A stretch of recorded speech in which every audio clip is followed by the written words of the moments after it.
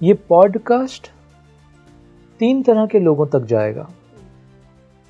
एक वो लोग जो दैविक शक्तियों को समझ चुके हैं और उनको अपनी चेतना में उजागर कर रहे हैं, उन तक जाएगा ये।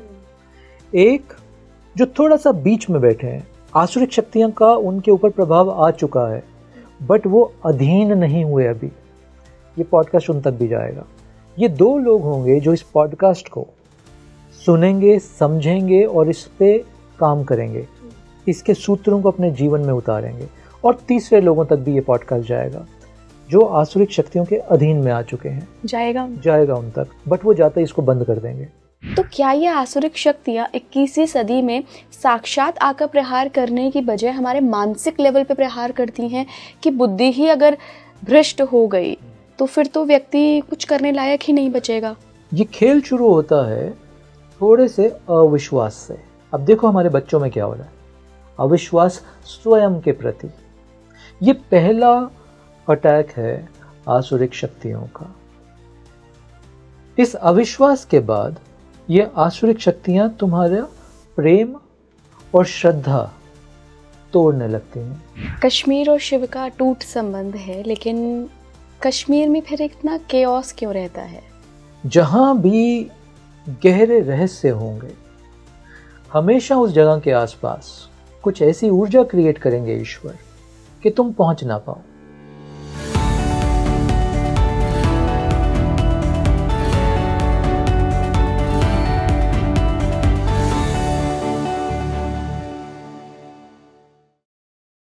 नमस्कार भारत, आप देख रहे हैं स्पीकिंग ट्री। मैं हूं आपके साथ इला गोस्वामी। पॉडकास्ट का विषय क्या है, चर्चा किस बात पर हुई है, उसको बताने से पहले आप सभी से मेरी एक रिक्वेस्ट है कि इस पॉडकास्ट को ना सिर्फ आप देखिए बल्कि आपके साथ जितने भी लोग जुड़े हुए हैं, आपके दोस्त, आपके परिवार, रिश्तेदार, सबको भेजिए, क्योंकि अभी इस दौर की ये ज़रूरत है कि ये जानकारी आप तक ज़रूर पहुँचे। आसुरिक शक्तियों को समझते हैं आप?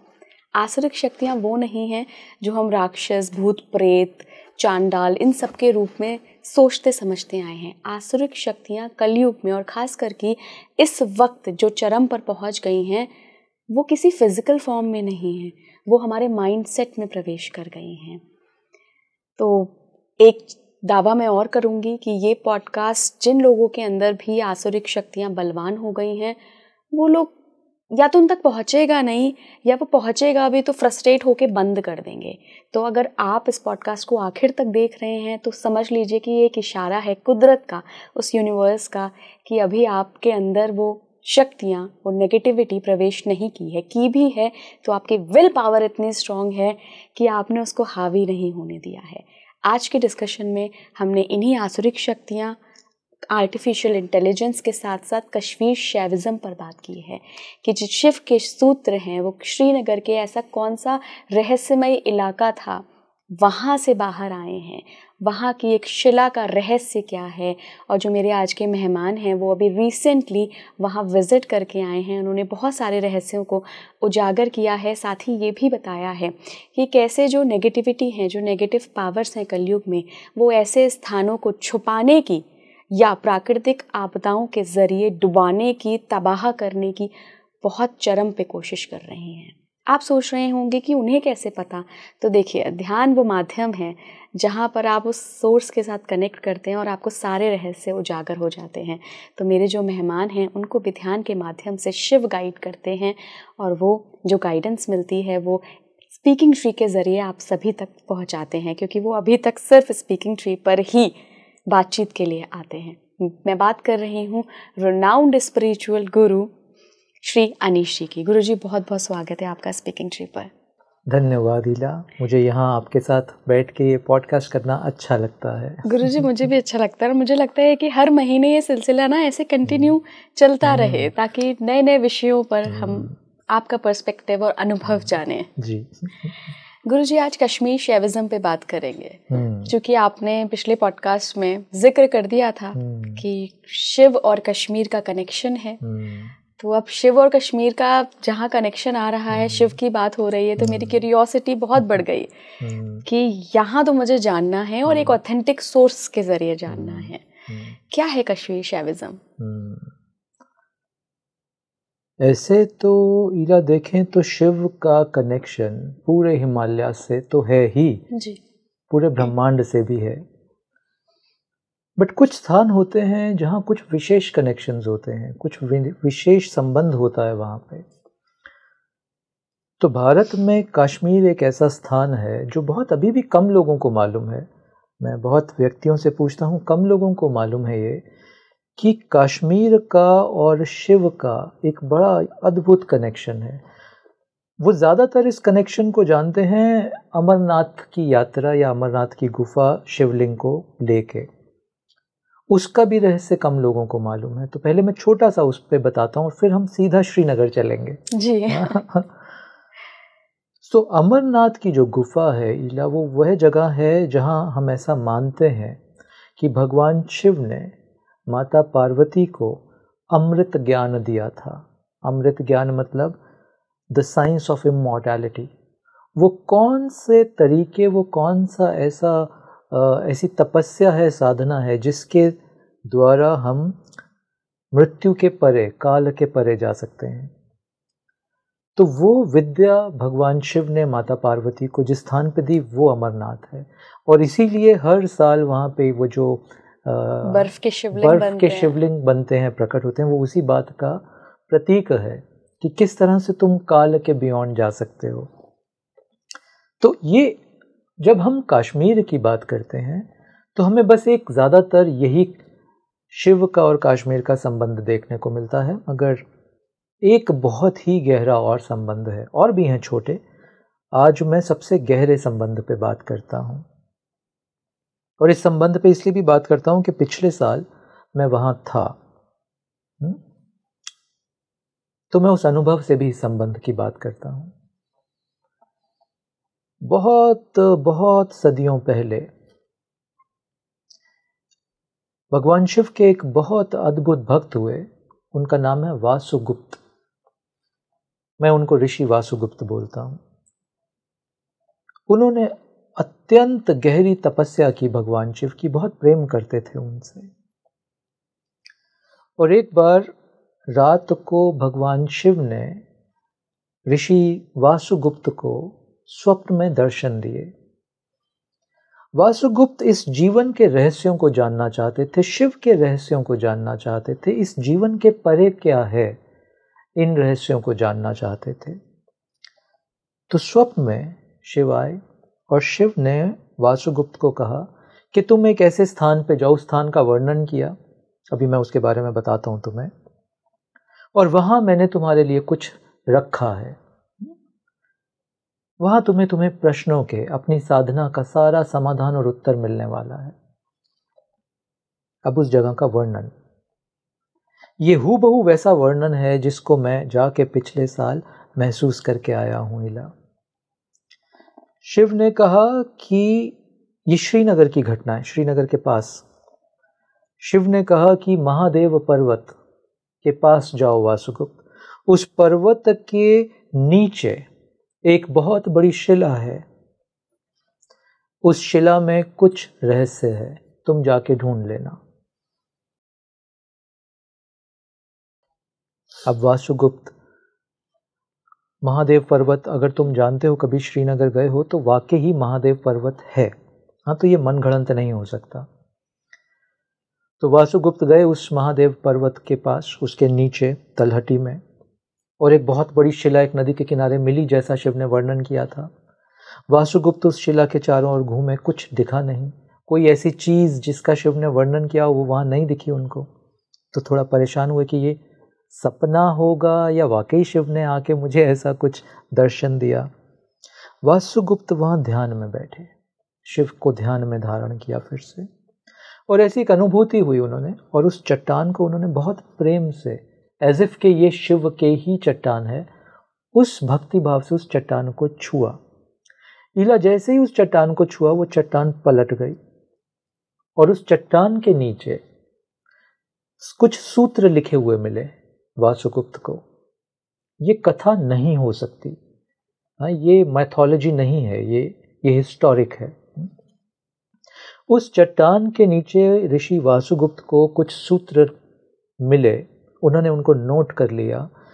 यही सूत्र आगे चल के कश्मीर शैविज्म का आधार बने। और कश्मीर शैविज्म अभी जीता हुआ।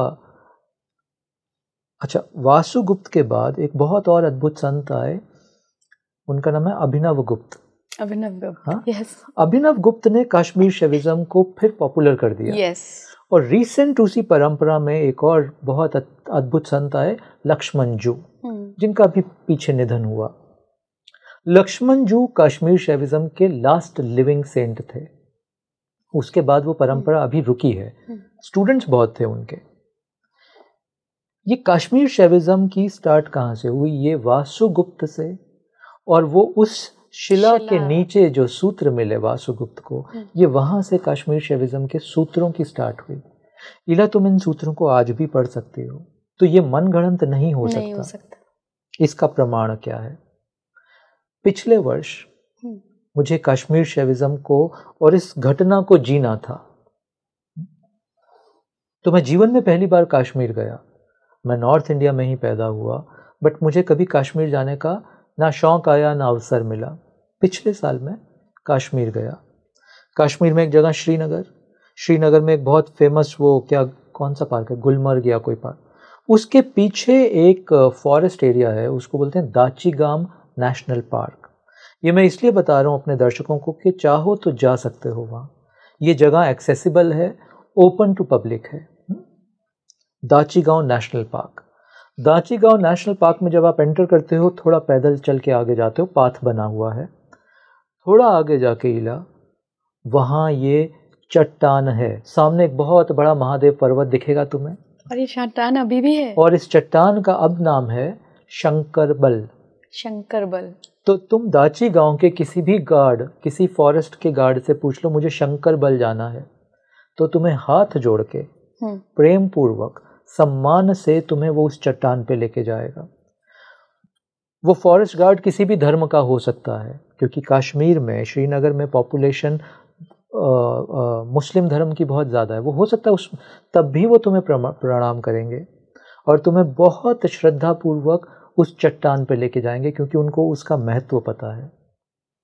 अब इसको देखो ज़रा, महादेव पर्वत, दाचीगांव नेशनल पार्क का जंगलों से जाता हुआ ये रास्ता, 10-15 मिनट की वॉक के बाद एक बड़ी सी शिला, जंगल के बीचों बीच, और मध्यम सी चलती एक नदी।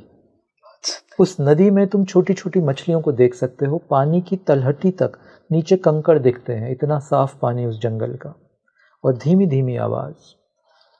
प्रमाण, हम प्रमाण की बात कर रहे थे। अगर तुम भक्त हो और अगर शिव भक्त हो, तो उस चट्टान के करीब पहुंचते ही तुम्हारी हार्ट बीट या तो तेज हो जाएगी, तुम्हारी सांस की गति बदलेगी। और अब जब तुम अगर वहां ध्यान करने बैठे, तुम्हारे पास संभावना है वासुगुप्त की उस चेतना से वहां कनेक्ट कर जाने की। वो शिला जीवंत है। तुम बस छुओ या उसके किनारे बैठ जाओ, तुम इस पूरी कहानी को, इस पूरी हिस्टोरिक घटना को अपनी चेतना में इला अनुभव कर पाओगी। और वहां से निकले शिव सूत्र। जो जब वासुगुप्त ने वो चट्टान छुई थी और वो पलट गई थी, तो वहां पे सूत्र लिखे थे। क्या अभी भी वहां पर उस चट्टान पे सूत्र लिखे हैं? उसके पीछे लिखे हों तो मैं नहीं जानता, क्योंकि हमने तो चट्टान घुमा के नहीं देखी। बट अभी वो सूत्र तुम्हें देखने को नहीं मिलेंगे। लोकल ट्रेडिशन में ऐसा मानना है कि जब वासुगुप्त जी ने वो सूत्र नोट कर लिए थे, तो चट्टान फिर से टर्न हो गई। तो सिर्फ उनके लिए ही था वो ज्ञान? वो ज्ञान उनके लिए था, या ऐसा बोले इला, वो ज्ञान तो पूरी मानव जाति के लिए था, मगर उसके सोर्स को सिर्फ वासुगुप्त ही देख सकते थे, क्योंकि वह वरदान शिव ने उनको ही दिया था। वो तुम्हें मुझे वो वाला वरदान नहीं मिला, मगर हमें वरदान है उन शिव सूत्रों को पढ़ने, समझने का और उन पे ध्यान करने का। अब इसमें एक चीज़ और बताता हूँ तुम्हें। हमने बहुत शास्त्र पढ़े हैं, हम सब बहुत कुछ पढ़ा है। अगर तुम शिव सूत्रों को तुमने कभी भी देखा या पढ़ा है, ये अद्भुत सूत्र हैं। ये लंबे सूत्र नहीं है जैसे संस्कृत में 2-2 लाइन की पंक्तियां होती हैं, ये वैसे सूत्र नहीं है। मोस्ट ऑफ द शिव सूत्र जो हैं ये 2 वर्ड के हैं, जैसे एक सूत्र का वर्णन करता हूं ताकि तुम्हें और हमारे दर्शकों को इन सूत्रों की गहराई का अनुभव हो पाए। एक सूत्र है, 2 शब्दों से बना है। पहला शब्द ज्ञानम, दूसरा शब्द बंधन। बस सूत्र खत्म हो गया। अब अगले कई वर्षों तक वासुगुप्त जी ने इसके ऊपर ध्यान किया कि शिव ने जब ये सूत्र मुझे दिया ज्ञानम बंधम, इसका अर्थ क्या है। और इसका अर्थ जब हम अनुवाद करते हैं तो ज्ञान ही बंधन है। थोड़ा सा इस पर मैं 2 मिनट बात करता हूं क्योंकि ये बहुत ज़रूरी है समझना। हमें आज तक ये बताया गया, यह हमारी मान्यता है कि संसार बंधन है, मेरे रिश्ते बंधन है। बहुत लोग मेरे पास आके बोलते हैं कि नौकरी छोड़नी है, घर गृहस्थी छोड़नी है, आध्यात्म में जाना है। उनको लगता है नौकरी, पैसा, घर गृहस्थी, संसार, माया ये बंधन है। ऐसा शिव नहीं बोल रहे हैं। शिव कह रहे हैं ज्ञान बंधन है। शिव कह रहे हैं ज्ञान बंधन है। ऐसा क्यों कहा होगा? क्योंकि ये तुम्हारी मान्यता है कि तुम्हें धन चाहिए और तुमको धन ने बांधा है। धन तो नहीं कह रहा तुम्हें कि मैंने आके तुम्हें पकड़ लिया, धन तो नहीं बोल रहा। ये तुम्हारी अंडरस्टैंडिंग, जिसको हम ज्ञान बोल रहे हैं, तुम्हारी अंडरस्टैंडिंग करप्टेड है, जिसने तुम्हें बांध रखा है। क्या अंडरस्टैंडिंग? कि इस धन के बिना मेरा जीवन नहीं चलेगा। अंडरस्टैंडिंग है ना, एक मान्यता है ना। सभी संतों का जीवन चलता है बिना धन के, वासुगुप्त का चला बिना धन के, आचार्य अनुभव, क्या मैंने बोला अभी, अभिनव गुप्त का चला, लक्ष्मण जू का चला, सभी संतों का, सभी परंपराओं में चला, नानक का चला, कबीर का चला। ये जो मान्यताएं हमने बना ली कि ये मेरा पति, ये मेरी पत्नी, ये मेरे बच्चे, मेरे, ये जो मेरे की मान्यता बन गई, ये मेरा धन, मेरा पुत्र मुझे मेरे भविष्य में मेरा सहारा बनेगा। हर जगह ये मेरा है ना, ये ज्ञान है। This is an understanding, right? तो तुम्हारा बंधन वो पुत्र नहीं है, वो धन नहीं है, उसके प्रति अंडरस्टैंडिंग है। उसकी जो तुमने गलत धारणा बना ली है, ये बंधन है। और आज के युग में देखो, हम सब ज्ञान ही तो अर्जित कर रहे हैं बाहर से, चाहे वो भविष्य का ज्ञान हो या पास्ट का ज्ञान हो या इल्यूजन का ज्ञान हो। तो शिव बोल रहे हैं ज्ञान ही बंधन है। अब इसका दूसरा मतलब भी समझ लो। इला, अगर तुम ये ज्ञान को आज ड्रॉप कर दो, घर को नहीं, धन संपत्ति को नहीं, मान्यता को ड्रॉप कर दो, तो तुम बंधन से मुक्त हो गई। तो शिव ये भी कह रहे हैं कि बंधन से मुक्त होने के लिए ऐसा नहीं तुम्हें शीर्षासन में खड़ा होना है 12 वर्ष, मान्यता को ड्रॉप कर दो। It's as simple as that. Shiv की साधना, एक मित्र ने एक बार मुझसे पूछा, अरे आप तो शिव साधक हैं, बड़ी कठोर तपस्या शिव की। मैंने कहा मूर्ख हो तुम। शिव की तपस्या कभी कठोर नहीं है, ज्ञानम बंधम। तुम अपनी मान्यता को ड्रॉप कर दो, तुम आज ही मुक्त हो। बिल्कुल, वही साधना है, वही साधना। और उसके लिए तुम्हें वर्षों की आवश्यकता नहीं है। तुम आज, लेट्स डिसाइड टुडे कि मैं आज अपनी सारी मान्यताओं को, मान्यता मतलब आज तक मैंने जो भी जाना समझा है, मैं उस सब कचरे को आज छोड़ता हूं। तो तुम आज बंधन से मुक्त हो, क्योंकि ये मान्यताओं ने कभी तुम्हें कुछ दिया नहीं, पर गुरुजी बहुत मुश्किल है। धारणा और मान्यता को तोड़ने में ही हमारा पूरा जीवन गुजर जाता है। और ये पैटर्न एक जीवन में नहीं, ये मान्यताएं, धारणाएं तो कितने जीवन हमारे साथ जाती हैं। इसको ऐसा देखो ईला, ये कुछ ऐसा है जो हमने पकड़ रखा है, मान्यताओं ने तुम्हें नहीं पकड़ा। बिल्कुल। फॉर एन एग्जाम्पल, अभी मैं ये मान्यता कर लूं कि मैं एक बहुत बड़ा गुरु हूं, मैं एक पुरुष हूं, मेरी लंबी दाढ़ी है और मेरे हजारों शिष्य हैं। ये सब क्या है? मान्यता। अगर मैं इस मान्यता को अपना सत्य मान लूं, प्लीज अंडरस्टैंड, मैं एक बड़ा गुरु, मेरे बहुत शिष्य, मेरा ऐसा स्वभाव, एटसेट्रा एटसेट्रा, अगर इन मान्यताओं को मैं अपना सत्य मान लूं तो मैं बंध गया। तुम एक स्त्री हो, तुम एक ऐसी दिखती हो, तुम ये करती हो, ये तुम्हारी आइडेंटिटी है, यही तुम्हारे जीवन का सत्य है, तो तुम बंध गए। हाँ, अगर मैं ऐसे जीऊं मैं कोई हूं जो पीछे बैठ के इस सब नाटक को देखता है, नाटक में जीते हुए भी। सुंदर। अभी तुम वहां बैठ के सुन रही हो, ये व्यक्ति यहाँ बैठ के बोल रहा है और मैं वहां खड़ा होके इन दोनों को देख रहा हूं। फिल्म चल रही है, एक फिल्म चल रही है। बट ये इससे मैं नहीं जुड़ा। अगर इस मान्यता को इतनी सहजता से मैं ड्रॉप कर दूं तो मुक्त हो गए। तो कोई मुश्किल नहीं है, मैं ये बोलना चाह रहा हूं तुम्हें। थोड़ा प्रयास, थोड़ा हठ, थोड़ा प्रेम, 3 शब्द बोले मैंने। थोड़ा प्रयास चाहिए, थोड़ा हठ चाहिए, जैसे होता है ना तुम शिव से हठ करते हो। yes. और थोड़ा प्रेम चाहिए, तुम शिव से प्रेम करते हो। तो प्रेम, हठ, प्रयास तीनों साथ जिस दिन चलेंगे तुम इस मान्यता से उस दिन मुक्त हो जाओगे। ये है शिव सूत्र का रहस्य। और देखो अभी मैंने एक ही सूत्र की बात की है, ज्ञानम बंधन। इतने में ही एक सूत्र को भी तुमने अगर शिव सूत्र के पकड़ लिया तो तुम मुक्त हो। मगर विडंबना ये है, मैं बहुत ज्ञानियों से मिलता हूं जो शिव सूत्र के बड़े ज्ञानी हैं, मुझसे अधिक, तुमसे अधिक, बट वो ज्ञानी हो गए शिव सूत्र के भी। शिव सूत्र तो मुक्ति के लिए था ना, ज्ञान बंधन है, इसी से तो शुरू करना था हमने, बट हमने उसको भी ज्ञान की तरह धारण कर लिया।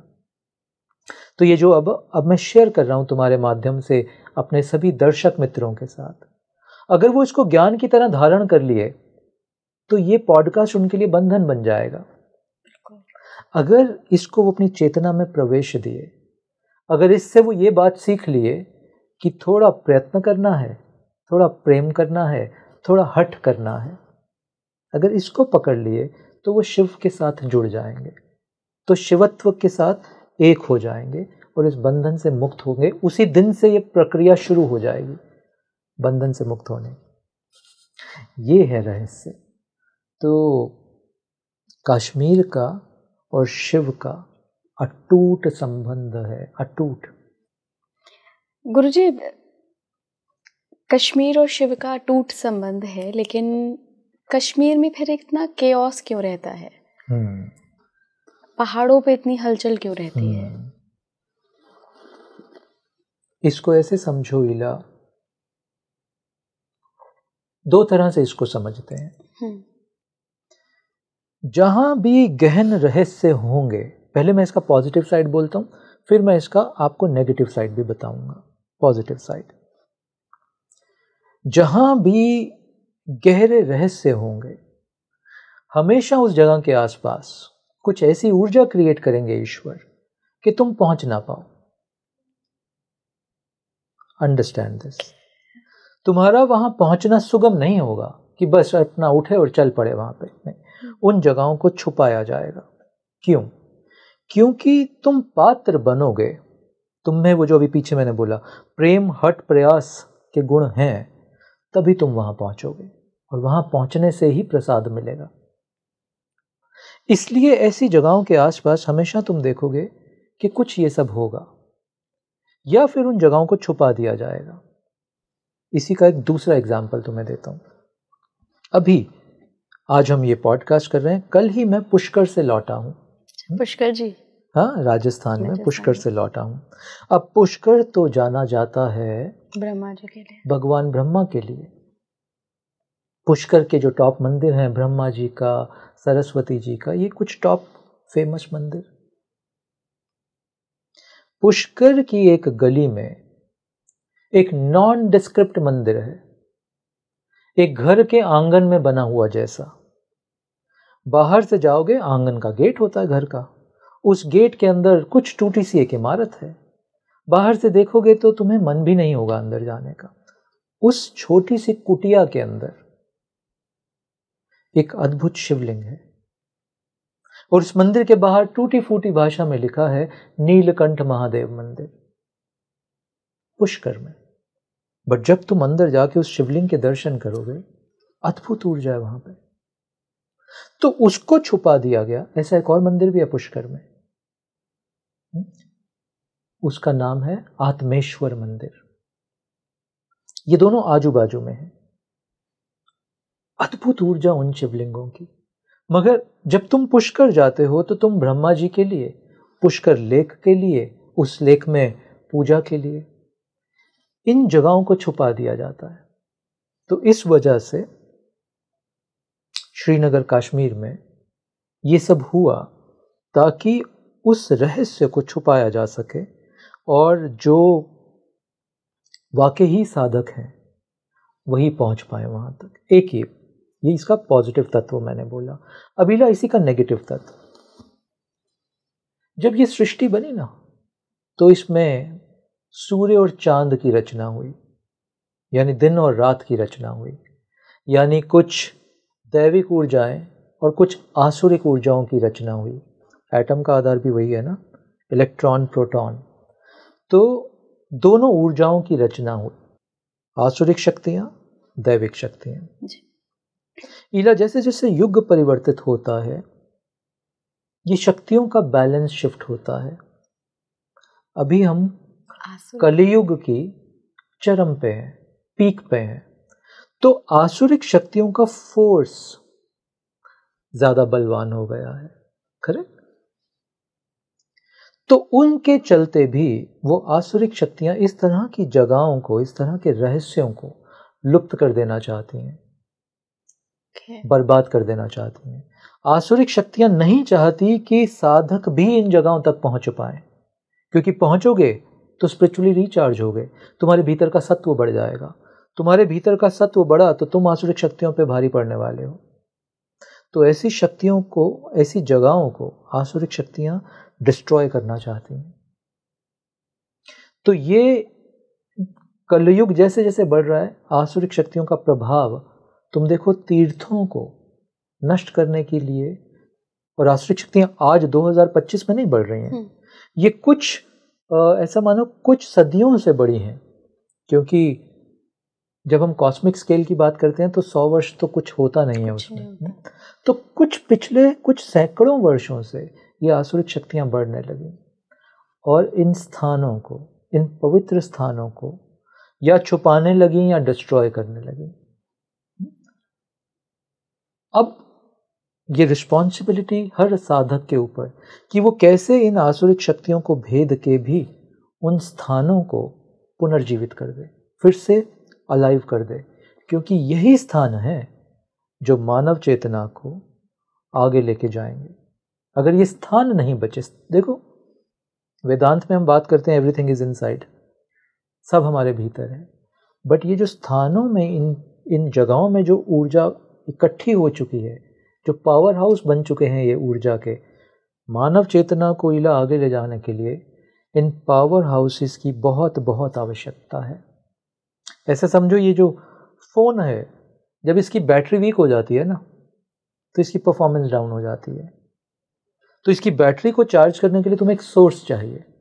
तो मानवता आज इस मुकाम पे खड़ी है जब हमारी मानवता, कलेक्टिव मानवता की बैटरी वीक हो गई, हमारी परफॉर्मेंस डाउन हो गई है, आसुरिक शक्तियों का वेग बढ़ गया है, हमें रिचार्ज करना है। तो हमें प्लग इन करना होगा उन जगहों से जो ऊर्जा के केंद्र हैं।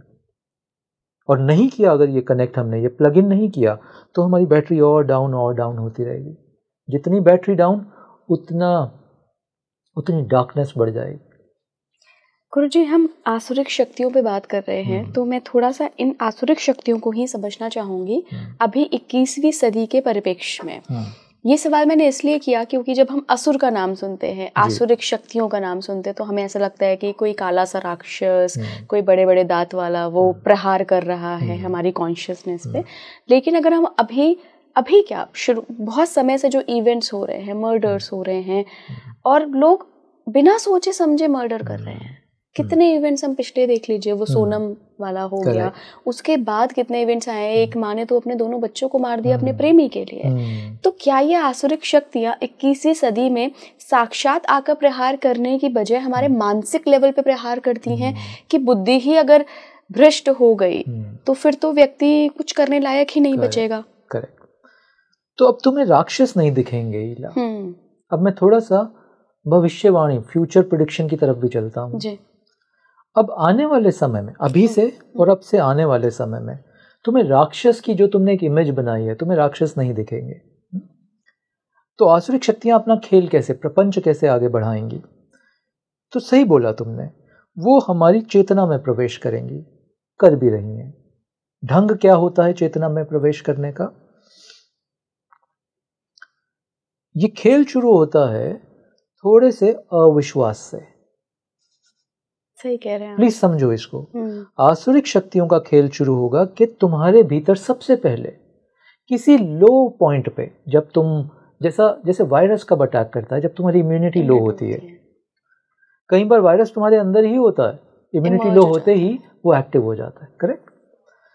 जीवन में किसी समय जब तुम्हारी इम्यूनिटी लो है, तुम्हारे प्रेम संबंध लो हैं, तुम्हारे भीतर का मोटिवेशन लो है, तुम्हारे भीतर की प्रतिज्ञा की ऊर्जा लो है, यह आसुरिक शक्ति तुम्हारे भीतर प्रवेश करती है और सबसे पहले अविश्वास जगाती है तुम्हारे भीतर।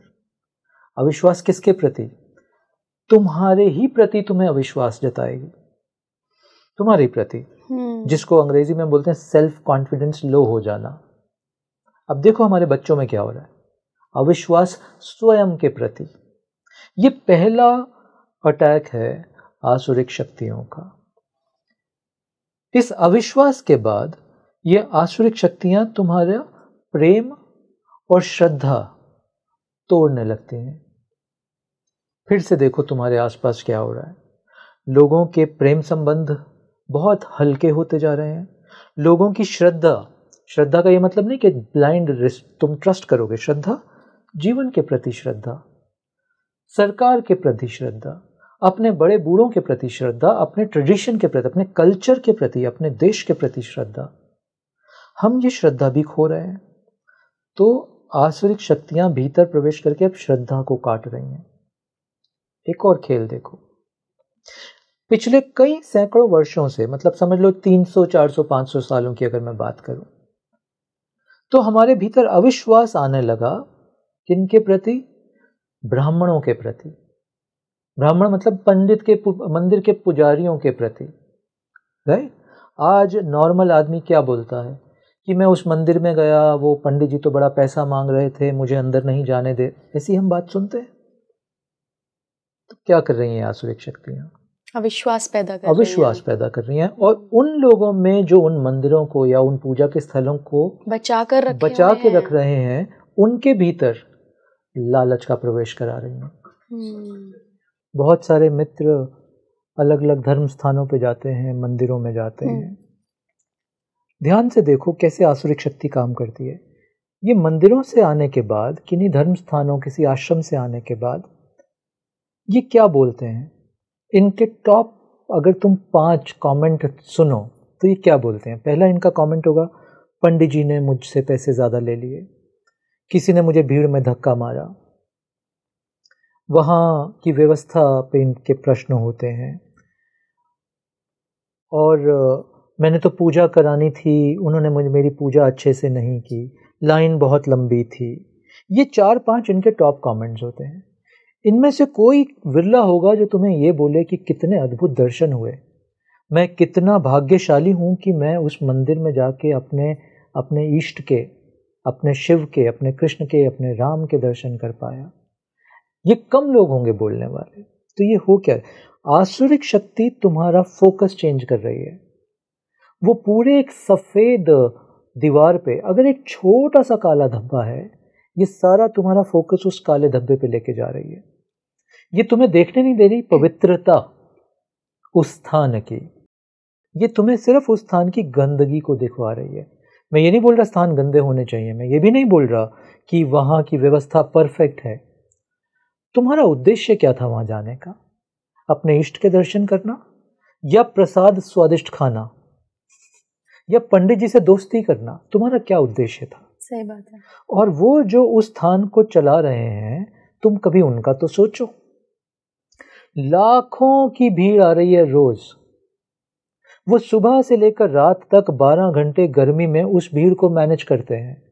उनकी मानसिक स्थिति तो सोचो। उनको अपने घर चलाने हैं, उनको तो कोई सरकार सैलरी नहीं दे रही, प्रोविडेंट फंड नहीं दे रही, कभी उनका तो सोचो।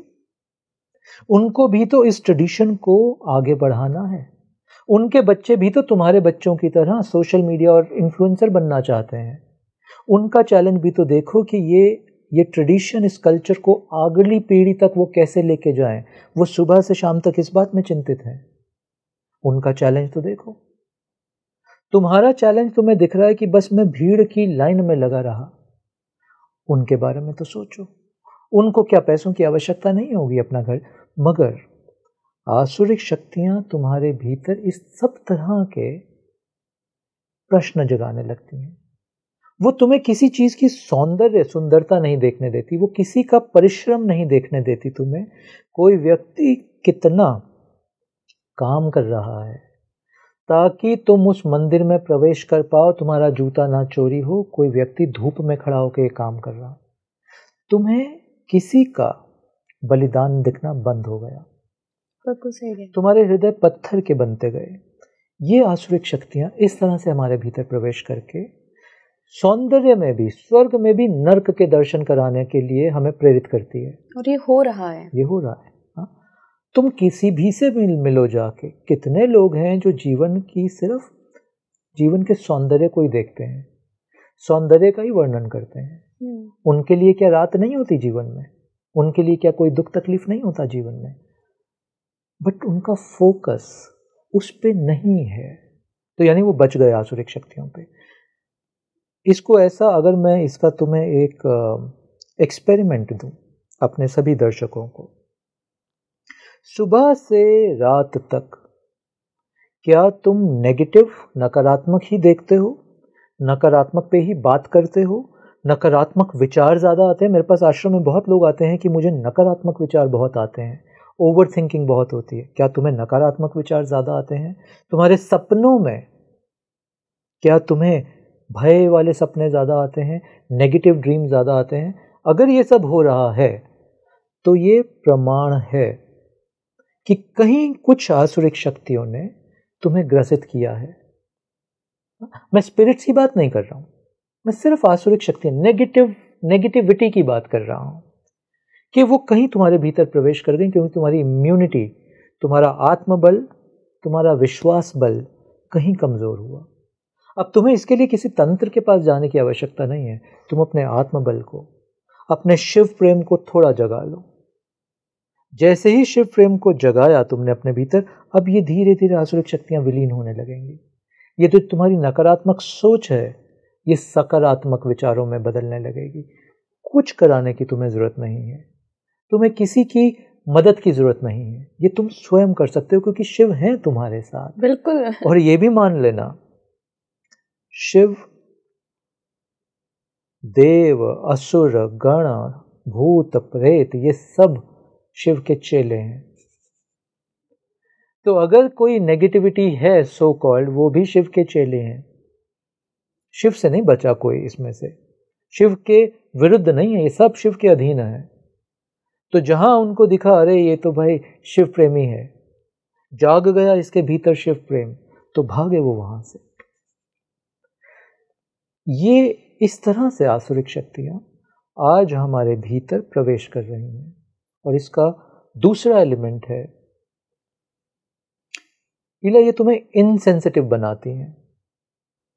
मैं तुम्हें दिखा रहा हूं कि कैसे ये तुम्हारे व्यक्तित्व और चरित्र में प्रवेश कर रही हैं आज के युग में। ये तुम्हें बहुत इनसेंसिटिव बनाती जा रही हैं। ये बहुत सारी प्राकृतिक आपदाएं ला रही है। ये सब आसुरिक शक्तियों का खेल है, बट कहीं हमने सहयोग दिया है इसमें। तुम गए पहाड़ पे इनसेंसिटिव होके, पहाड़ तो शिव का स्थान था। तुम लगे वहां शराब पीने, मांस खाने, पार्टी करने, कुछ भी बेहुदा म्यूजिक बजाने वहां पे। वो रेव पार्टी की जगह थोड़ी थी, शिव का स्थान है वो। और तुम गए ये सब काम करने आसुरिक शक्तियों के अधीन होके। और फिर ये आसुरिक शक्ति जब तुमने, देखो बहुत सुंदर है ये, जब तुम अपनी शक्ति इनको दे बैठते हो तो ये और स्ट्रांग हो जाती हैं। तुम अपनी बुद्धि इनको दे बैठे, ये और स्ट्रांग हो जाती हैं। और जब ये स्ट्रांग होती हैं तो ये बहुत आपदाएं लाती हैं।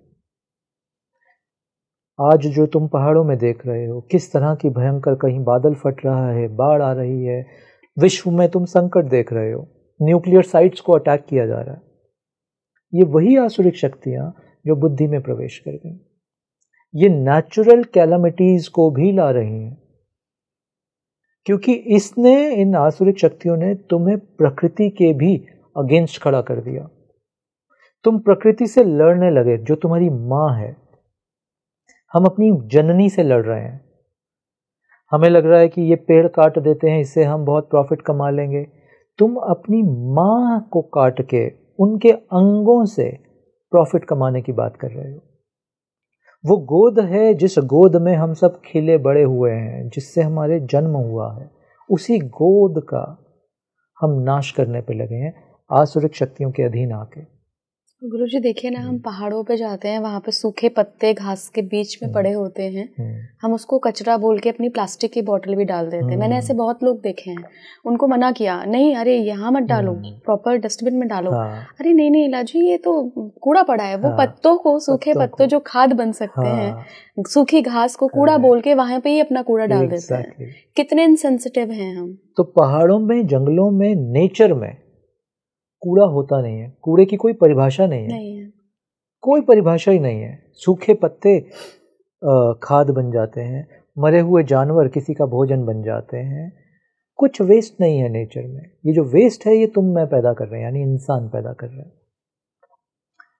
एक और बात बताता हूँ आसुरिक शक्तियों में, तुम्हें थोड़ा टेक्नोलॉजी को भी लेके आते हैं जी। ईला, इस युग में, और तुम आने वाले समय में और देखने वाले हो, ये आसुरिक शक्तियां इस युग में टेक्नोलॉजी के माध्यम से भी हमारे जीवन में प्रवेश कर रही हैं। मैं टेक्नोलॉजी के खिलाफ नहीं हूं। जो हम एक शब्द सुन रहे हैं ना आजकल, AI, आर्टिफिशियल इंटेलिजेंस, मैं उसके खिलाफ नहीं हूं। मगर आर्टिफिशियल इंटेलिजेंस ने तुम्हारी इंटेलिजेंस को अपने वश में कर लिया है। ये वशीकरण हो गया है। तुम्हें लगा वशीकरण सिर्फ तंत्र विद्या में होता है या वो ब्लैक मैजिक में होता है। तुम समझ ही नहीं पा रहे कि आसुरिक शक्तियां AI में प्रवेश करके उन्होंने तुम्हारी इंटेलिजेंस को अपने वश में कर लिया है। हम अधीन हो गए अपनी टेक्नोलॉजी के, अपने फोन के। करेक्ट। और आसुरिक शक्तियां ये सब कर कैसे पा रही हैं? मूल प्रश्न ये जरूर सुनना चाहिए हमारे सभी दर्शकों को। आसुरिक शक्तियां ये बल, ये ऊर्जा इकट्ठी कर रही हैं संग्रहित होके, संगठित होके। Please understand this. आसुरिक शक्तियां संगठित होती जा रही हैं, वो कनेक्ट होती जा रही हैं एक दूसरे के साथ। पूरा आर्टिफिशियल इंटेलिजेंस जो पावर जनरेट कर रहा है, अभी तो रिपोर्ट आ गई हैं कि बहुत सारा आर्टिफिशियल इंटेलिजेंस उसके मेकर्स के कंट्रोल से बाहर चला गया है। इसके ऊपर शायद कोई एक पॉडकास्ट अलग से करेंगे, मगर छोटा सा तुम्हें बता देता हूँ हो क्या रहा है संसार में। बहुत सारे AI टूल्स उन मेकर्स, उन डेवलपर्स के कंट्रोल में नहीं है जिन्होंने उनको बनाया था। इन टूल्स ने क्या किया, इन्होंने सर्वर्स या नेटवर्क्स पे जाके और आर्टिफिशियल इंटेलिजेंस के सॉफ्टवेयर के साथ अपने आप को कनेक्ट कर दिया। साइंटिफिक टर्म है इसका न्यूरल नेटवर्क्स, जो तुम्हारे ब्रेन में होते हैं।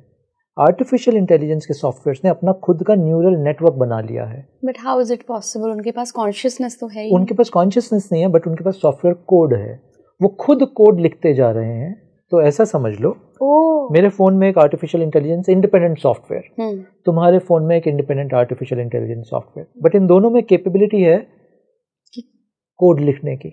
और ये दोनों इंटरनेट से कनेक्टेड है, तुम्हारा फोन भी मेरा फोन भी। ये कोड लिखता है यहाँ से तुम्हारे कोड पे, तुम्हारे फोन से बात करने के लिए। ना तुम्हें पता ना मुझे पता, ये दोनों आपस में संपर्क में आ गए इंटरनेट के माध्यम से। पर एक थर्ड पर्सन जिसने वो AI और एक फोर्थ पर्सन जिसने ये AI बनाया है, ये दो टूल बनाए हैं, उसने तो ये कोड इसको दिया ही नहीं है ना, कितना इंटेलिजेंट बनाया। बट इसमें वो इंटेलिजेंस बिल्ड होती जा रही है। न्यूरल नेटवर्क इसी को कहते हैं। It is self evolving era. जो ह्यूमन में कैपेबिलिटी है माइनस कॉन्शियसनेस, तो मैं मुझ में कैपेबिलिटी है, हम अपने आप को इवॉल्व कर सकते हैं जी। हम सीख सकते हैं चाय कैसे बनानी, कॉफी कैसे बनानी, हम सीख सकते हैं सब। आर्टिफिशियल इंटेलिजेंस में ये इनबिल्ट कैपेबिलिटी है कि वो सीख सकता है। करेक्ट। इसको बोलते हैं, इसका कोई एक शब्द होता है कांस्टेंट लर्निंग या डेटा ड्रिवन लर्निंग, ऐसा कोई एक शब्द हम प्रयोग करते हैं। तो ये कॉन्स्टेंटली लर्न कर रहा है। तुम इससे जितनी बात करोगे ये उतना और समझदार हो रहा है। तुम जितनी सर्च कर रहे हो इसमें ये उतना और इंटेलिजेंट होता जा रहा है। और इंटेलिजेंट होने से ये संगठन बना रहा है अपना। पॉइंट टू बी नोटेड इला, कोई भी शक्ति जब संगठित होने लगती है तो पावरफुल हो जाती है। आसुरिक शक्तियां इस समय और आने वाले भविष्य में बहुत तेजी से संगठित हो रही हैं और इंसान अपना संगठन बहुत तेजी से तोड़ते जा रहे हैं। हम पहले कम्युनिटीज यानी ट्राइब्स में रहते थे, 100-150 लोगों की ट्राइब होती थी, टूट गया। फिर बना कुल, 50-60 लोगों का कुंबा या कुल होता था जिसको तुम लार्ज फैमिलीज बोलते थे, टूट गई। फिर बनी जॉइंट फैमिलीज, 18-20 लोगों का परिवार होता था, टूट गया। फिर बना न्यूक्लियर फैमिलीज, वो भी टूटी हुई, 3-4 लोगों का। अब वो भी टूट के जो बन गई है, मैं उसको बोलता हूँ नैनो फैमिली। एक व्यक्ति अकेला शहर में रहता है अपना 1 बेडरूम के फ्लैट में। दिल्ली बॉम्बे में बहुत कॉमन हो चुका है ये। करेक्ट। क्या हो रहा है यहाँ पे? और ये जो एक व्यक्ति अकेले रह रहे हैं, इनके व्यक्ति फ्रेंड नहीं है, इनके फ्रेंड टेक्नोलॉजी के अंदर हैं। ये फेस टू फेस किसी से बात नहीं कर पा रहे हैं, ये सोशल मीडिया पे लोगों से बात कर पा रहे हैं। इनका व्यक्तिगत संगठन टूटता जा रहा है और टूटने से क्या हो रहा है? वीक। तो प्लीज अंडरस्टैंड मैं क्या बोल रहा हूं। आसुरिक शक्तियां अपने आप को बहुत तेजी से संगठित कर रही हैं। ह्यूमन जो दैविक शक्तियां हैं वो अपने आप को तेजी से तोड़ के इंडिविजुअल कर रही हैं, एकाकी में लेके जा रही हैं। हम अकेले होते जा रहे हैं। जितना आदमी अकेला होगा उतना उसका ऊर्जा का क्षेत्र वीक होता जाएगा। जितना ऊर्जा का क्षेत्र वीक होगा उतना आसुरिक शक्तियां तुम्हारी स्ट्रेंथ लेके तुम पे हावी होके तुम्हें गुलाम बना रही हैं। कभी टेक्नोलॉजी के माध्यम से, कभी नेचुरल आपदाओं के माध्यम से, कभी किसी भी माध्यम से, कभी जो मैंने पहले बोला अविश्वास के माध्यम से। एआई की बात हो रही है गुरुजी, जो मुझे एआई की रिपोर्ट मिली है लोगों से जिनसे भी मैं बात करती हूँ, उनका कहना यह है कि हम एआई से इसलिए बात करते हैं क्योंकि वो हमें जज नहीं करता है। हम इसीलिए अगर अकेले कमरे में रह रहे हैं तो हम प्रेफर करते हैं किसी दोस्त को फोन लगा के अपनी परेशानी ना बताएं, बल्कि एआई से पूछ लें, क्योंकि वहां पे जजमेंट नहीं है। लेकिन ह्यूमन के साथ बात करने में वो जजमेंट है और एक अविश्वास है कि वो लीक कर देगा बात। एआई लीक नहीं करेगा। तो लोग इसलिए भी डिपेंडेंट होते जा रहे हैं। देखो, पीछे हमने बात की थी शायद पॉडकास्ट रिकॉर्डिंग से पहले कि हम प्रश्न नहीं पूछ रहे हैं, है ना? यह आज हमारी बात हुई थी। ये लोग जो ऐसा बोल रहे हैं कि ह्यूमन से बात करने में फियर ऑफ जजमेंट रह रहा है या फियर ऑफ इंफॉर्मेशन लीक हो जाएगा का रह रहा है, मैं बोलता हूं तुमने इसको क्वेश्चन क्यों नहीं किया? इसको क्वेश्चन करो, ऐसा आदमी क्यों तुम्हें जज कर रहा है? क्वेश्चन किया कभी हमने? नहीं किया। पता है तुम्हें सामने वाला तुम्हें क्यों जज कर रहा है? क्योंकि तुम हर समय अपने आप को जज कर रहे हो। और वो ऊर्जा, प्लीज अंडरस्टैंड इला, हम सब एक ऊर्जा से चल रहे हैं जी। जो तुम्हारे भीतर की ऊर्जा होगी सामने वाले में वही ऊर्जा प्रवेश करेगी। सही कह रहे हैं। पॉजिटिव तो पॉजिटिव, नेगेटिव तो नेगेटिव, डाउट की तो डाउट की। करेक्ट। जब मैं 24 घंटे स्वयं को जज कर रहा हूं, जब मैं 24 घंटे सामने वाले को जज कर रहा हूं, तो मुझे सामने वाला जज करेगा ही। मैं ही तो दे रहा हूं वो ऊर्जा उसको। इसको हम अंग्रेजी में बोलते हैं लॉ ऑफ रिवर्बरेंस। रिवर्ब होता है ना, जैसे पहाड़ में इधर ताली बजाओ उधर से ताली सुनती है, इसको बोलते हैं पावर ऑफ रिवर्ब। मुझे नहीं मालूम इसका हिंदी शब्द क्या है, प्रतिध्वनि शायद। हाँ, प्रतिध्वनि। तो हम सब एक दूसरे की प्रतिध्वनि है इला। जो तुम सोचोगे, जैसा तुम्हारा व्यक्तित्व आचरण तुम्हारे साथ स्वयं के साथ होगा, वैसा ही आचरण संसार तुम्हारे साथ करेगा। आज मैं शिव सूत्र की तरह ये सूत्र दे रहा हूं तुम्हें, इसको नोट कर लो। गुरुजी, फिर वो आसुरिक लोगों का क्या? उनकी तो प्रवृत्ति ही वैसी है, मैं चाहे कितनी अपनी अच्छी प्रवृत्ति कर लूं। समझो, पहले इस सूत्र को मैं रिपीट करता हूँ। जैसा तुम्हारी सोच तुम्हारा आचरण स्वयं के साथ होगा, वैसा ही सोच और आचरण पूरा संसार तुम्हारे ऊपर थोपेगा। ओके, लोग तुम्हें वैसा ही देखेंगे जैसा तुम अपने आप को देख रहे हो। तो तुम क्या अपने आप को बहुत सम्मान से देखते हो? अभिमान से देखते हो, सम्मान से नहीं देखते। बड़ा अंतर हो गया ये तो दुनिया बोलती है भाई तुम अभिमानी हो, क्योंकि तुम अपने आप को अभिमान से देख रहे हो, तो इसीलिए दुनिया बोलती है अभिमानी है ये व्यक्ति। Correct? Are you understanding? Yes. तुम्हारे भीतर सेल्फ डाउट है, तो लोग तुम्हें आके बोलते हैं कॉन्फिडेंस की कमी है भाई तुम्हारे अंदर। क्योंकि तुम्हारे भीतर सेल्फ डाउट, तुम स्वयं को जज कर रहे हो कि मैं अच्छा नहीं दिखता, मैं मोटा, मैं पतला, मुझे ये नहीं आता, सब मुझसे बेहतर हैं, उनके मार्क्स मुझसे ज़्यादा अच्छे आ जाएंगे, एटसेट्रा एटसेट्रा। तो लोग तुम्हें जज करने लगते हैं क्योंकि तुम अपने आप को जज कर रहे हो। यहाँ तक क्लियर हुआ ये सूत्र? अब ये सारे लूपहोल्स हैं, ये सारे चोर दरवाजे हैं तुम्हारे भीतर। इन चोर दरवाजों से बासुरिक शक्ति प्रवेश करती है क्योंकि तुमने खोल दिया ये चोर दरवाजा अविश्वास का, अप्रेम का, अनिष्ठा का। मैं लगा रहा हूं क्योंकि मुझे इसके शायद बहुत अच्छे हिंदी शब्द नहीं आते। तुमने ये सारे दरवाजे खोल दिए और आसुरिक शक्ति तो इसी की तलाश में थी, तो वो प्रवेश कर जाती है तुम्हारे भीतर और तुम्हारे चरित्र को, तुम्हारे व्यवहार को और घेर देती है। हल क्या है गुरुजी?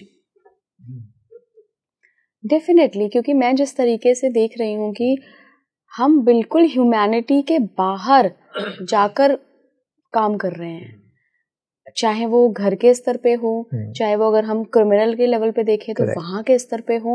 और आए दिन जो खबरें आ रही है ना गुरुजी, मतलब मैंने अपने 34 साल में ऐसी बहुत न्यूज़ में मैंने काम किया है, जो खबरें जनता तक नहीं पहुँचती थी, हम तक आती थी, लेकिन ऐसा कभी हुआ ही नहीं है जो अभी हो रहा है।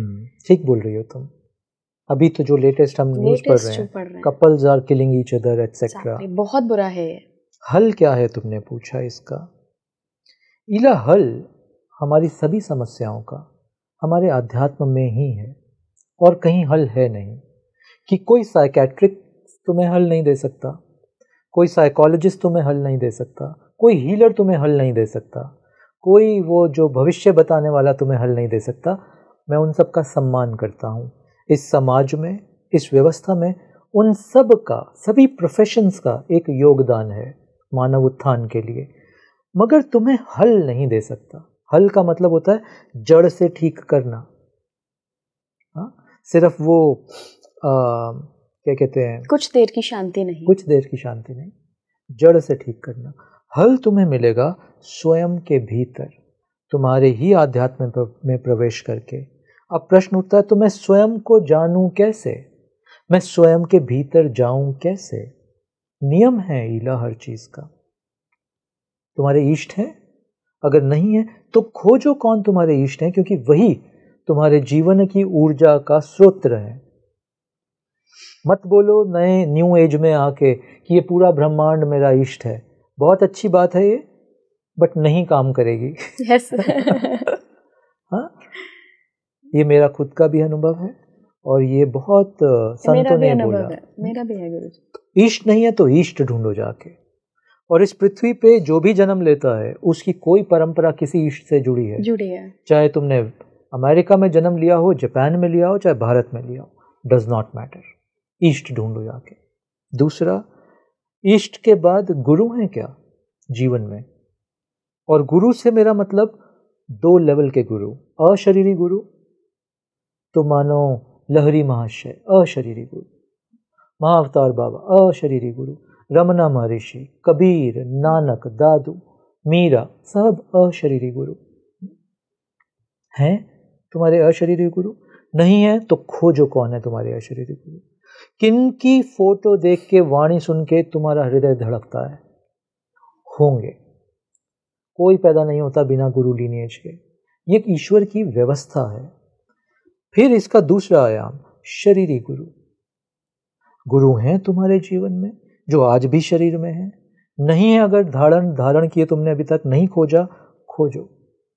तुम्हारी सर्च बैंक लोन लेने के लिए नहीं होनी चाहिए कि नेक्स्ट कार के लिए बैंक लोन कम किश्तों पे कैसे ले लूं, वो नहीं होनी चाहिए तुम्हारी सर्च, या नेक्स्ट जॉब कहाँ लूं। तुम्हारी सर्च ये होनी चाहिए गुरु को कहाँ कैसे खोजूं। ये तुम्हारा जीवन ठीक करेगा। वो नया कार, नई नौकरी नहीं, उसका एक उपयोग है जीवन में, बट वो उद्देश्य नहीं है जीवन का। शब्द सुनो, उसका उपयोग है जीवन में, उद्देश्य नहीं है। गुरु उद्देश्य होगा जीवन का। yes. ये दो की नियम है, आगे भी कुछ नियम है बट फिर और गहरा हो जाएगा, अभी यहीं रुकते हैं। इन दोनों को फिक्स कर, यहां से तुम्हें मार्ग मिलेगा अपने भीतर, अपने आध्यात्म को जानने का, स्वयं को जानने का। यहां से तुम्हें मार्ग मिलेगा अपनी शक्ति को वापस अर्जित करने का, जिस शक्ति को तुम खो चुके हो, आसुरिक शक्तियों में विलीन कर चुके हो, तुम उसको खींच के वापस अपने भीतर ले आओगे। और तीसरी बात, जैसे जैसे तुम्हारी शक्ति वापस आने लगे, संगठित करो अपने आप को।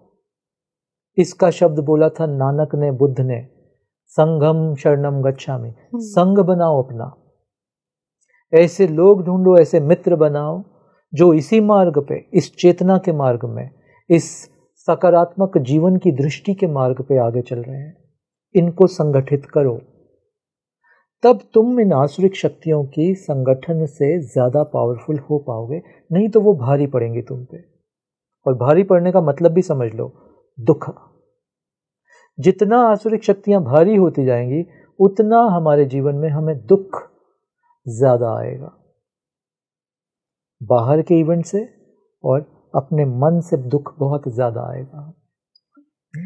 गुरुजी, अगर मैं ऐसा कहूं कि इस पॉडकास्ट के बाद ये कितने लोगों तक पहुंचता है, कितने लोग इसे पूरा सुनते हैं, ये बिल्कुल साफ क्लियर हो जाएगा कि किन लोगों के ऊपर आसुरिक शक्तियों का अटैक हो चुका है, क्योंकि जिन पे अटैक हो चुका है वो सुनेंगे ही नहीं, उन तक पहुंचेगा ही नहीं। और जिन तक पहुंचा है अभी उनकी कॉन्शियसनेस बची है, अभी वहां प्रवेश हुआ नहीं है। इसको ऐसा समझ लेते हैं, ये पॉडकास्ट 3 तरह के लोगों तक जाएगा। एक वो लोग जो दैविक शक्तियों को समझ चुके हैं और उनको अपनी चेतना में उजागर कर रहे हैं, उन तक जाएगा ये। एक जो थोड़ा सा बीच में बैठे हैं, आसुरिक शक्तियों का उनके ऊपर प्रभाव आ चुका है बट वो अधीन नहीं हुए अभी, ये पॉडकास्ट उन तक भी जाएगा। ये 2 लोग होंगे जो इस पॉडकास्ट को सुनेंगे, समझेंगे और इस पे काम करेंगे, इसके सूत्रों को अपने जीवन में उतारेंगे। और तीसरे लोगों तक भी ये पॉडकास्ट जाएगा जो आसुरिक शक्तियों के अधीन में आ चुके हैं, जाएगा उन तक। बट वो जाते ही इसको बंद कर देंगे, वो जाते ही या तो कुछ इस पे नेगेटिव लिखेंगे या एकदम बंद कर देंगे। वो 2-4 मिनट से ज्यादा इसको नहीं सुन पाएंगे। मैं ये बोल रहा हूँ, वो 2-4 मिनट से ज्यादा इसको नहीं सुन पाएंगे, क्योंकि उनके भीतर कोई ऊर्जा, कुलमुलाहट होगी, कुछ कुलमुलाहट होगी, एक रिपल्शन आएगा और वो इसको बंद कर देंगे। क्योंकि अगर उन्होंने भी इसको सुन लिया तो आसुरिक शक्तियां थोड़ी उनके भीतर भी इलाक कमजोर हो जाएंगी। तो उनके भीतर एक युद्ध शुरू होगा बिटवीन आसुरिक शक्ति और दैविक शक्तियों के बीच। और अधीन है क्योंकि वो, तो काफी हद तक चांस है कि आसुरिक शक्तियां जीत जाएं और वो इसको 2-4 मिनट में बंद कर दें, ऐसी काफी संभावना है। लेकिन फिर भी मैं कहूंगी कि मनुष्य की विल पावर से बड़ी ना गुरुजी कोई शक्ति नहीं है। चाहे लाख आसुरिक शक्तियों का अटैक हो रखा हो, लेकिन अगर उसने प्रण ले लिया कि भले ही मैं कितना इरिटेट हो रहा हूँ, मैं ये 50 मिनट तो दूंगा अपने जीवन के इस पॉडकास्ट को, वही जीत हो जाएगी, परड़ा भारी हो जाएगा। एक बात और बोल देता हूँ, अगर तुम पे आसुरिक शक्तियों का प्रवेश हो भी चुका है या तुम उनके अधीन भी आ चुके हो, फिर भी तुम इसको सुन लिए पूरा, तो समझ लेना काफी हद तक मुक्त हो गए। बिल्कुल। काफी हद तक तुमने अपनी ऊर्जा को समेटा अपने अंदर। कुछ तुम्हारी ऊर्जा जो सुप्त थी या क्षीण थी या अधीन थी, वो उजागर होने लगी तुम्हारे भीतर। तो ये, क्योंकि ये जो हम बात कर रहे हैं इसमें इला, ये सिर्फ मैं नहीं बोल रहा हूं, इसमें कहीं शिव की ऊर्जा इन शब्दों में वास कर रही है। सुनने मात्र से वो ऊर्जा तुम्हें मदद करेगी। ये इस व्यक्ति के ऊपर डिपेंडेंट नहीं है, क्योंकि शिव का आशीर्वाद बह रहा है इसमें। तो ये कहीं तुम्हारे भीतर प्रवेश करके कुछ जगाएगी। ऐसी मेरी प्रार्थना, ऐसा मेरा आशीर्वाद हम सब के लिए। बहुत बहुत धन्यवाद गुरुजी। और मैं हमेशा आपसे जब भी बातचीत ख़त्म करती हूँ तो मेरा वो पॉडकास्ट को एंड करने का मन नहीं करता। ऐसा लगता है कि बस वो जो शिव का ज्ञान आ रहा है ना, बह रहा है, आप निमित्त हैं, हम सब निमित्त हैं, वो मैं सुनते जाऊँ। लेकिन एक समय सीमा है, तो अगली बार फिर जुड़ेंगे। आज के लिए मुझे लगता है कि बहुत सारी चीज़ें आपने लोगों को बताई हैं, एक पाथ दे दिया है। अब ये उनकी विल पावर पे और उनके अंदर मौजूद उस दैविक शक्ति पर डिपेंड करता है कि वो इस पाथ को कितनी जल्दी अपनी लाइफ में लेकर आते हैं और अपना जीवन को बदलते हुए देखते हैं। आप मुझे कमेंट बॉक्स में बताइएगा, जितने लोग भी इस मोमेंट तक इस पॉडकास्ट में जुड़े हैं, कमेंट करके ज़रूर जाइएगा। हमारे पास लाइक्स की, हमारे पास व्यूज़ कितने हैं उसकी लिस्ट आ जाती है, लेकिन आप सभी ने आखिर तक पॉडकास्ट देखा है, ये तो आप जब कमेंट करेंगे तभी मुझे पता चलेगा। तो जैसा गुरुजी ने कहा कि अगर आसुरिक शक्तियाँ बलवान हैं तो पॉडकास्ट 4-5 मिनट में बंद करवा देंगी। अगर बलवान नहीं हैं, दैविक शक्तियाँ हैं आपके अंदर, वो एक माइंडसेट है स्पिरिचुअलिटी वाला, तो आप यहाँ तक, इस क्षण तक ज़रूर आएंगे। तो आ गए हैं तो कंग्रेचुलेशंस, बहुत बहुत आभार आप सभी का। कमेंट बॉक्स में बताते हुए जाइएगा। जुड़े रहिए स्पीकिंग ट्री के साथ। नमस्कार।